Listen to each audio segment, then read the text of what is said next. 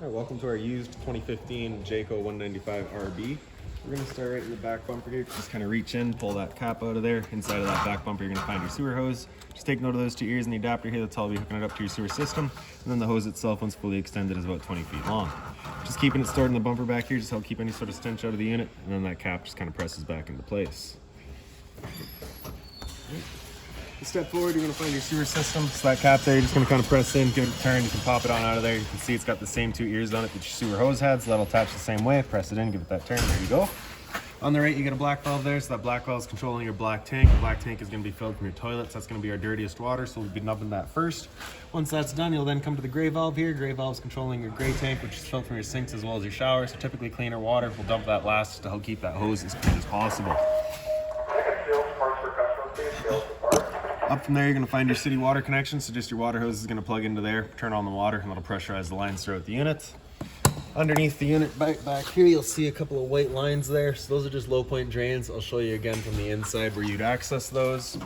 This little keyway there, right there, you're just going to line that up and you can pop it on open and you get access to your hot water tank. So this hot water tank is manually lit. So you have your little control valve right here. You're going to turn that over to pilot until these two lines there line up. Then you can take that red thing right there and press it in.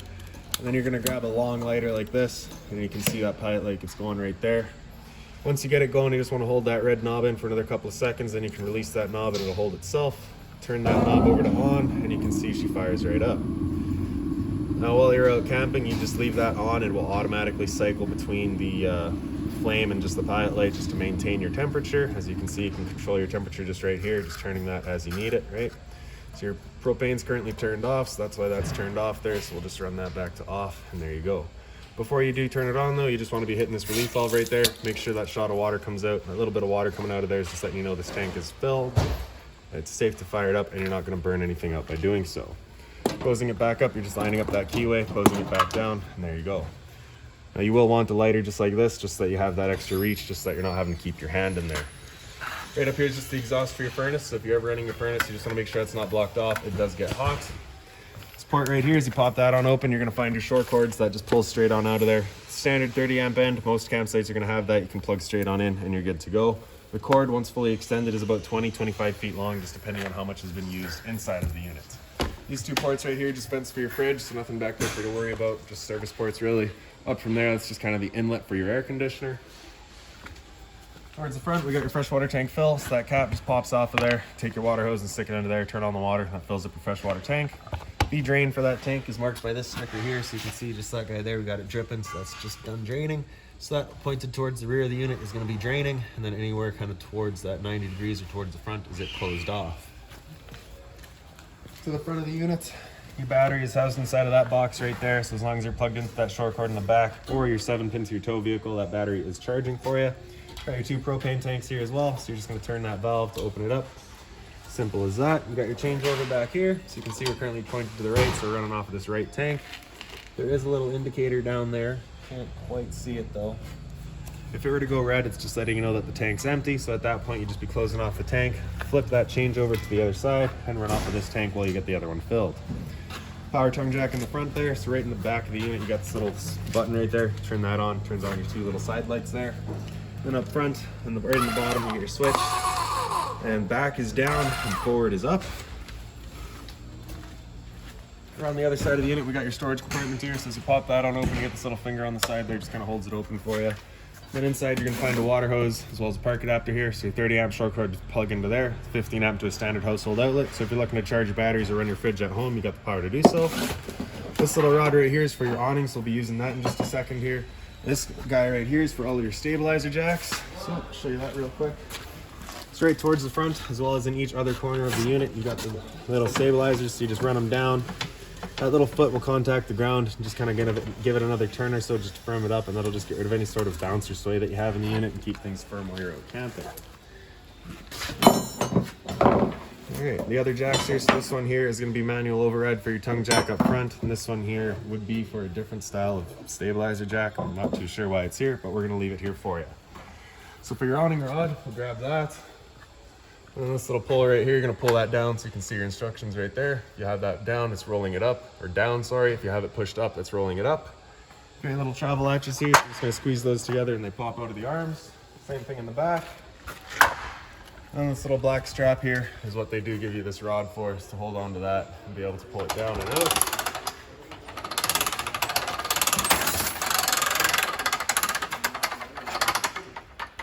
So I don't quite have room to go all the way, but really there's just another turn or so left in the tube there. And then you'll see, can't quite point it out, but there's actually just a little flap in there. So you'd see kind of the weight of this fabric right here. That flap would come down.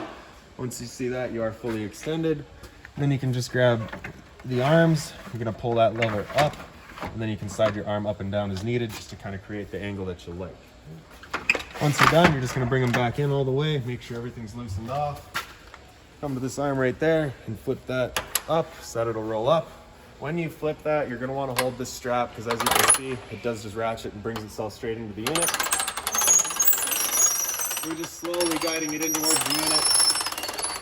You don't wanna let it slam, because it does slam with some power there. And then once it is closed all the way, we're just gonna make sure our arms are locked back into place. And that's that, right? So with that ratchet assembly now pointed upwards, that's it, locked in place. It will not come out. Gfire protected outlet down here, so you get a couple of outlets there. Then that little T-handle will just slide into here, kind of as a prop to hold the door open for you. And then around the back of the unit, you just got your spare tire. So we'll make our way inside of the unit now. For your step, you're just gonna grab the step here and pull it straight out. It flips into place. There you go. First things first, when you get inside, you got your fire extinguisher right on the right there, so that's standard. Pull the pin, point, and shoot. Straight up from there, you're gonna find your light switches. The one on the right here does your kind of interior and kitchen lights. The one on the left there does a porch light outside.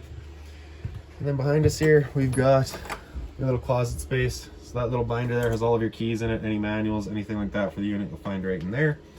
Right beside the closet, you've got your thermostat here. So this controls, of course, your furnace. So this slider here over the right, that's it turned off. Over the left, you hear it click. And that's it turned on. Slider down in the bottom here, just kind of all the way over to the right is going to be max heat. All the way over to the left is going to be cool. Anywhere in the center is your temp selection.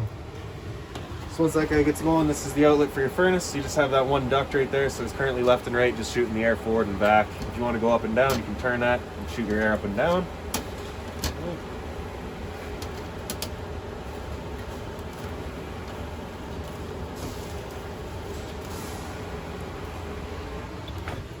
And slide this over to the right, you'll hear it click again, and that's it turned off. Into the bathroom. So in here, your light is just on its own little center or side switch there. In your shower, you get hot and cold water, of course, standard head and hose. Above my head is a roof vent. Turn that knob to open it up. There you go. Once you're done, just close it tight. And for your toilet here, that just opens up, and you get the little handle right in the back corner there. You pull it halfway, that'll just fill it. Pull it all the way, that'll open it up and flush it. And toilet paper dispenser just right on the wall there.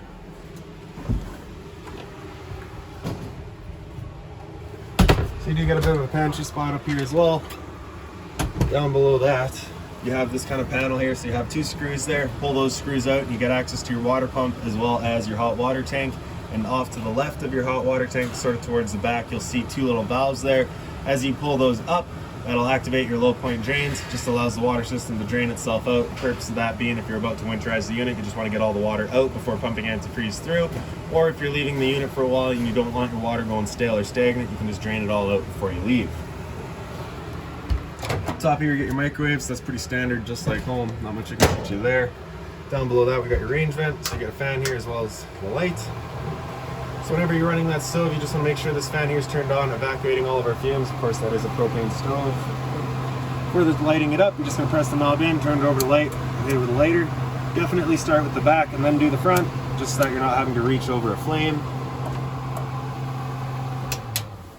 Down from there is, of course, the outlet for your furnace that we've shown you, and then we got your converter down here, so press it on the left side and she'll pop on open. Get all of your breakers on the bottom there. Whenever a breaker breaks, it's going to sit in the middle, so just turn it off and then back on to reset it. And then up top here, we get all of your fuses. Above your sink, you get a little bit of storage here.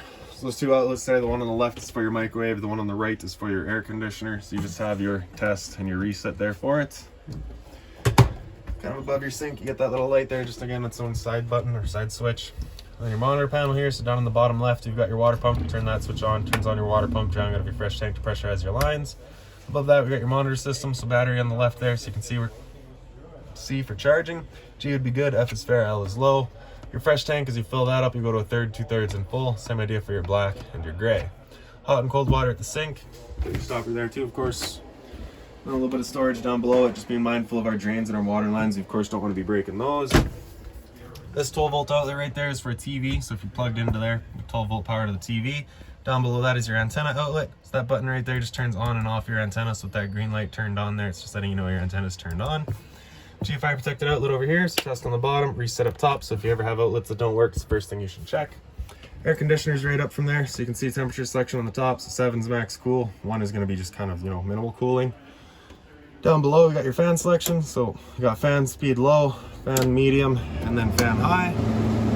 Great. So off to the left, those are all just fans. There's no cooling involved in that. Once we come off to the right, we've then got your low cool, so that's where it'll actually use the compressor, and then your middle cool, still using the compressor, and of course high cool. Right. So you can kind of hear that different sound. There you have it. Kind of all your outlets and your ducting right there, so you can just kind of turn those based on where you want your air to be going. Down from there, you've got your fridge. So just the thumb latch on the side, you push that up and you can open it up. Freezer across the top. The rest is just fridge. All of your controls for turning it on are right across the top here. So for turning it on with 120-volt power, you just got this switch on the left here, pointed up to that little plug. Select your temperature, simple as that. If you're out boondocking and you want it running on propane, you're going to take this switch here and you're going to turn it over to that little drip there, just like signifying liquid propane. Then you're going to take the temp control knob, turn that up to 5. Press and hold this safety button, and then we're going to click the igniter, and we're waiting until we see that guy come over into the green. And once that little indicator's in that green, it's just letting you know that pilot light has fired up, and it will start giving you cooling. If it were to fall out of that, you just want to, of course, make sure you've got propane. Otherwise, just try to reset it. If you do try to refire this, though, after it's gone out, you just want to make sure that turns off for a few minutes, get the air kind of cleared out of there. It's just that you've not got any sitting propane when you fire it up. And then your dinette here, so you get your storage across the top. Down below, you got another little light there, just center light. For this table here, you just have this one little leg there, so you can kind of just pull this slider down. And you can tuck it back up. Right, so that's really stiff. There we go. Yeah, you just push it back actually. Then it picks up. It has a little channel in the wall there that it sits into. And then down by the dinette, you see you got your little ledge right there, as well as over here. You'd lay the table down onto that, take your back cushions to fill in the middle, and create a bed. Once you're done, take a look at that channel here. You're just going to line up that top piece, let it sit into place, and bring that leg down. And there you have it.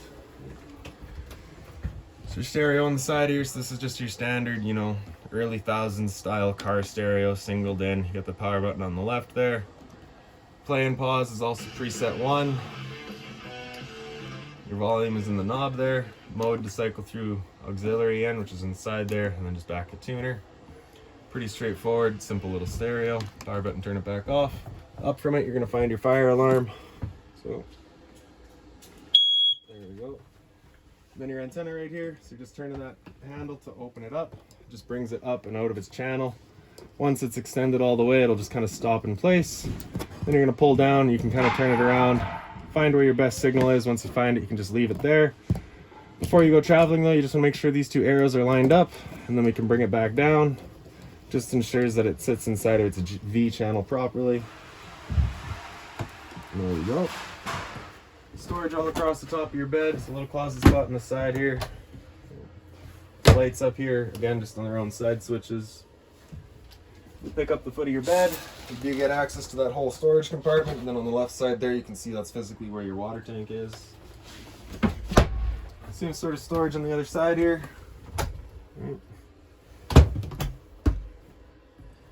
For this emergency exit here, you're pulling that red tab to get rid of the screen, taking this handle here, and throwing it outside, and hopping on out. And really, I do believe that is about it. Oh, propane detector.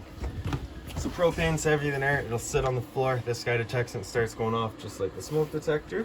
So that is pretty much it in this little guy. If you've got any other questions on the unit, please feel free to give us a call, 204-237-7272.